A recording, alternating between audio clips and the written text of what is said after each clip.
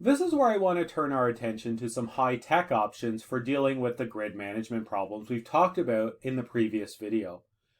We could turn to options for storage to deal with this. Storage is very useful when we're dealing with non-dispatchable intermittent sources of power like wind and solar.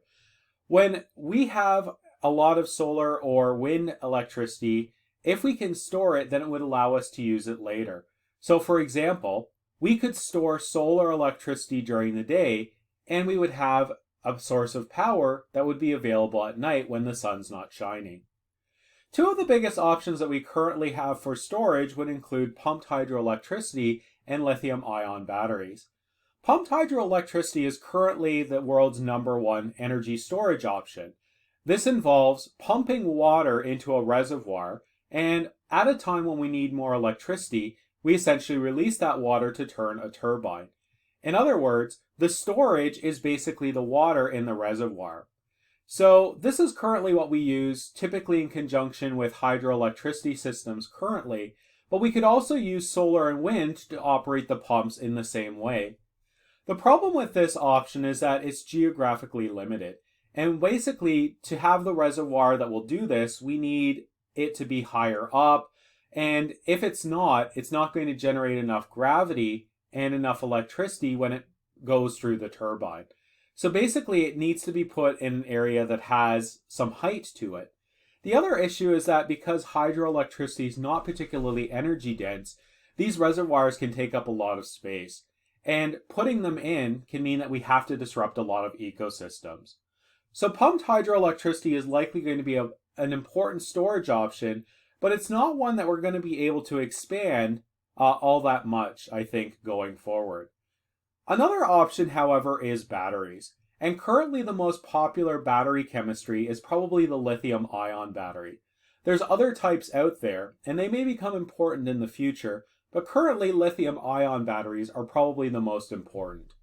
You're probably already using them without being aware of it as well. If you have a laptop or a smartphone, it very likely has a lithium ion battery in it. But when we're talking about energy storage, we're really talking about really big batteries. So these could be the size of entire fields. And basically these installations would kind of work to solve some of the problems with power sources like solar and wind. The great news about lithium ion batteries is that, like a lot of other technologies we've considered in the course, it's following a learning curve. The learning curve means that the price gets cheaper the more of it we manufacture and the more of it we install. In 1991, it cost about $7,500 for a kilowatt hour that could be stored in a battery. This is not especially a lot of power. And to put this in perspective, consider the Nissan Leaf, which is one of the cheapest electric cars on the market. It has a 40 kilowatt hour battery, and in these prices, it would cost about $300,000 American just for the battery in the car. That equivalent battery today, because of the cost decrease, only costs about $7,300. The price has dropped about 97%. A lot of people who've been tracking the price of batteries expect it to continue to fall in the future. So basically, batteries are going to become potentially more affordable for things like electric cars, but we could also use these large batteries for storage for the grid as well. Another important thing about the technology is that it's become more energy dense. So the batteries are essentially smaller than they used to be. So to put this in perspective, a 10-liter battery would store about 2 kilowatt hours back in 1991. Nowadays, it stores almost 7 kilowatt hours. Basically, we've made batteries about 3.5 times smaller than they used to be. So this means that we're using fewer materials. For smaller batteries, it means that they're going to be more portable as well. So for example, if someone wants to back up their home or their business with some batteries, it means that they're going to take up a lot less space, and it's going to be a lot more feasible to use batteries as backup in the future. So one of the big advantages that batteries like lithium ion give us is that they would allow us to store electricity from sources that aren't always producing. So the sun might not be shining right now, but a battery that's stored with solar electricity could be available for later use. So it basically helps to smooth out the problems with wind and solar power production going up and down over the day and even over weeks. Another huge advantage about batteries is that they are extremely dispatchable. We talked about hydroelectricity being very fast, and grid operators, if they need more electricity or need to reduce the amount that's produced, can basically adjust hydroelectric jams in a matter of seconds or minutes, which is extremely fast. But batteries are even better. They can basically turn on and off in a matter of fractions of a second. So this means that we can use batteries to deal with sudden fluctuations in electricity supply and demand a lot more effectively than other options. So this means that it could actually make the grid even more reliable and even more dispatchable than it currently is.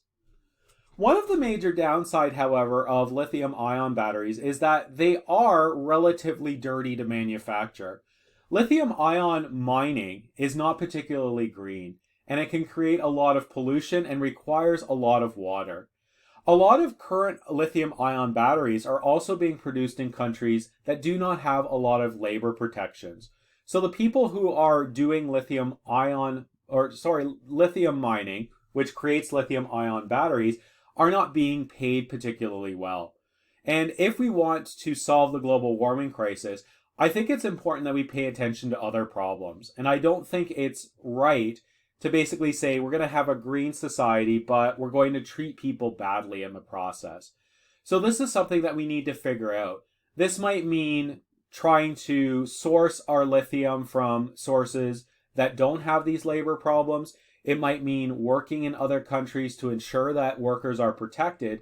But it is important to pay attention to this and realize that currently lithium batteries do have a lot of downsides. The final option that I want to consider as a solution for dealing with the problems of the grid is to consider what are called smart grid technologies.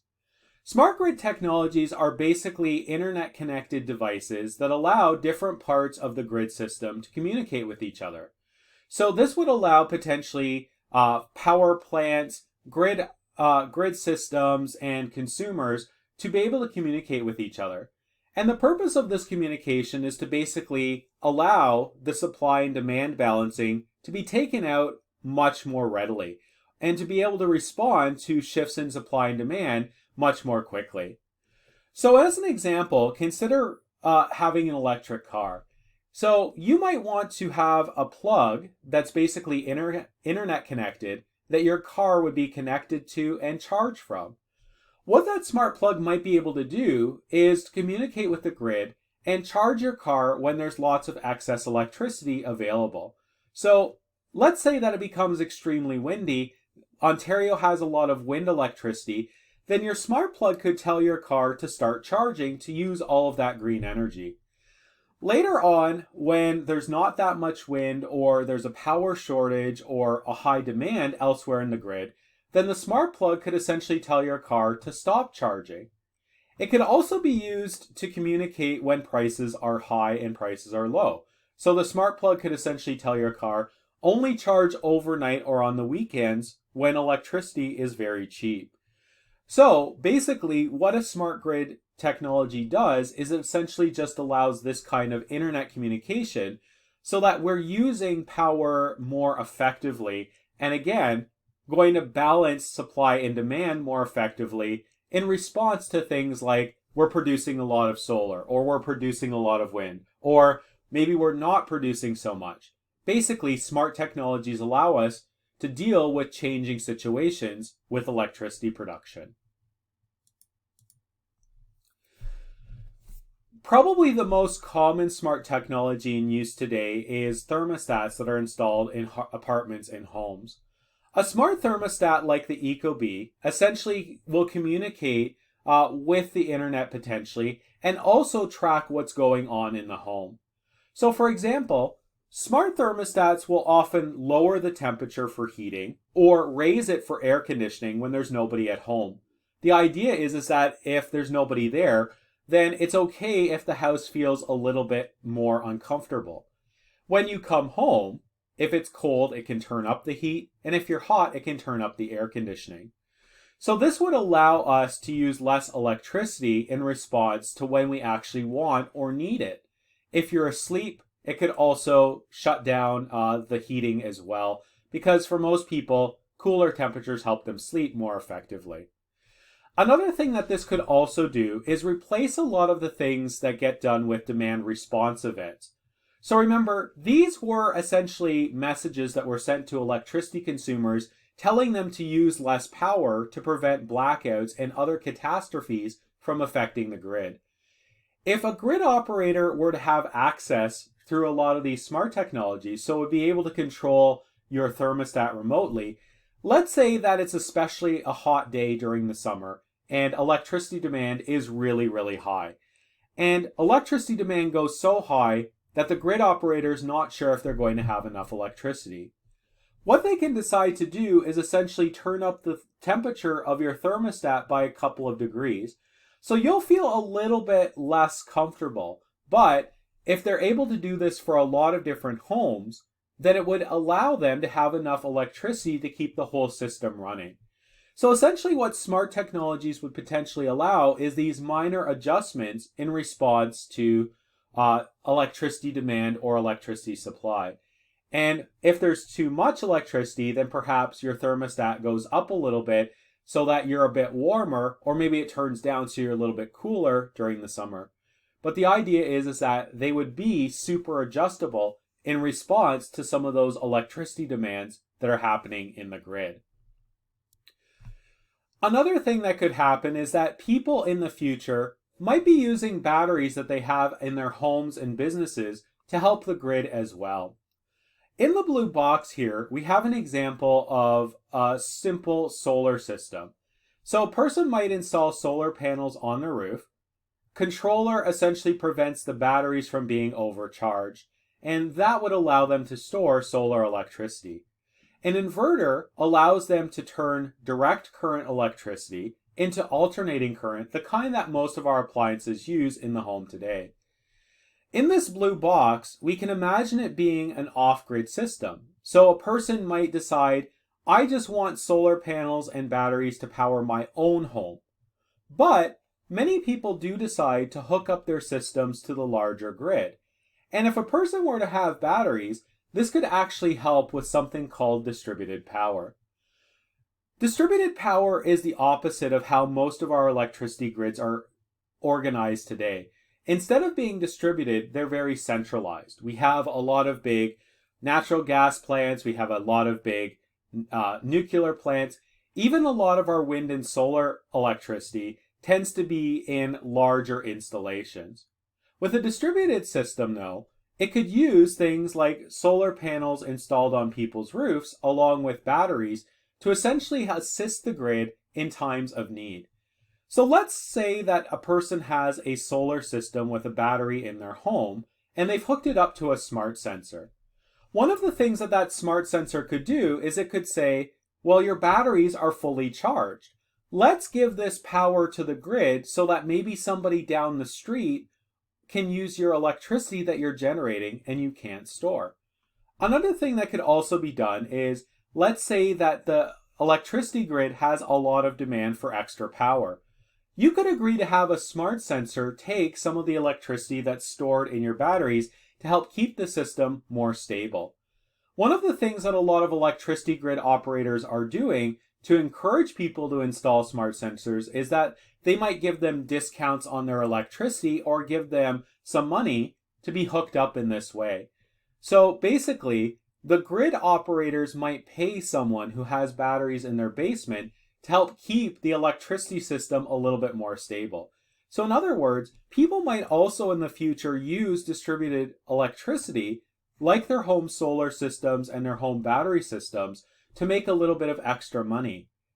So this could have a lot of economic benefits for people as well as keeping the grid more stable. So I want to summarize some of the key takeaway messages that I presented in the past 3 videos. The idea that the grid has to balance supply and demand is called load balancing. Unfortunately, this task is often very tricky, and it's becoming trickier as we add intermittent and non-dispatchable sources like wind and solar to our grid. Now, it's important that we don't back away from this problem because solar and wind have a lot of advantages. They have very low emissions and they're becoming very inexpensive. But we do want to be aware that they do present some problems for load balancing as well. We also have to keep in mind that if we're not producing electricity consistently, we either end up wasting it, or if we don't have enough, then we're causing blackouts and brownouts. So we not only want to incorporate more green, low emission sources, but we also want to keep our electricity systems reliable. And if our grid has a lot of blackouts and brownouts, this is not going to be helpful for people. The good news is that we have a lot of solutions to deal with load balancing and other problems like the duck curve, which are happening in places where we've installed a lot of solar electricity. So we can use response demand events to tell people to use less electricity in emergencies. And this can be done with warnings that are given through smartphones, through television and radio. So this is a relatively low-tech option. Another thing that we can do is use time shifting or time of use pricing. This is also a low-tech option because it's based on what we've observed about electricity use in the past. So we know in Ontario, for example, that we tend to have too much electricity at night and in the evenings. And we could essentially encourage people to use electricity during those times. And how do we do that? We make electricity during those times much more affordable. So on the weekends and overnight, you pay less for electricity than if you're using it during the day. We also looked at some high-tech options. So we can use storage and batteries to basically have electricity for later. So when the sun is shining and producing a lot of solar electricity, if we can't use it right away, then we can store it in batteries for later use. So when it gets cloudy or it's at night, we would still have some of that solar electricity available. It's just stored in batteries instead. We also pointed out that smart grid technologies can help with the load balancing as well. And essentially what these internet-connected technologies do is they allow the different parts of the grid to communicate with each other and can potentially make adjustments based on supply and demand. So for example, if Ontario were generating a lot of wind electricity, then a smart connection could essentially say, let's charge your electric car right now because we have lots of extra green energy. When we don't have a lot of green energy and we're using natural gas, that smart plug could say, let's wait and charge later because we don't want to add more emissions to the atmosphere. Natural gas releases those emissions, so let's just wait until we have some cleaner electricity available. So there's a lot of these different kinds of technologies and they're only now starting to be used. But you may have some in your home already. And again, as I pointed out, the smart thermostat is one example of this technology. We might see other ones being used in the future to help with the problem of load balancing. So thank you very much for listening to this week's video lecture. As always, if you have any questions or concerns, I would encourage you to email me and reach out for some help. Thanks for listening, everyone, and until next time, when I'll see you then.